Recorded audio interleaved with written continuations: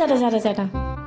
എന്താ പുറത്തു പോകുമ്പോ പുറകുന്ന് വിളിക്കരുതെന്ന് പറഞ്ഞിട്ടില്ലേ? പിന്നെ പറച്ചില് കേട്ടാ തോന്നും വല്ല പണിക്ക് പോവാനാണ്. ആ കണ്ടത്തില് പിള്ളേര് കളിക്കണ്ട് നോക്കി നിക്കാനല്ലേ. വന്ന കാര്യം എന്താച്ചാ പറ.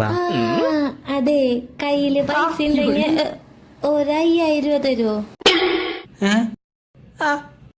5,000? നിനക്കെന്താ 5,000ന്റെ ചെലവ്? ആ രേഷ്മില്ലേ, അവള് ബ്യൂട്ടി പാർലറിൽ പോണ്ട്. അപ്പൊ ഞാനും. എടി, രേഷ്മ എന്ന് പറഞ്ഞ അവൾക്ക് ഭംഗിയില്ല. നീ അങ്ങനെയാണോ? നീ അഴക് സുന്ദരിയല്ലേ?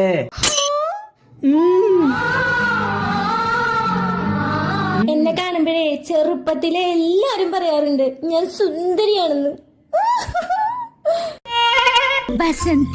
പറഞ്ഞിട്ടുണ്ടാവും. അതെ, നീ രേഷ്മയോട് അധികം സംസാരിക്കാൻ പോണ്ട, അവള് വഴി തെറ്റിക്കും. കേറിപ്പോ. ഓഹ്, രേഷ്മയ്ക്ക് 5,000 ഒപ്പിച്ച് ഞാൻ 5 പേരുടെ കടം വാങ്ങിച്ചിട്ടാ. ചേട്ടാ ഇനി എന്താ?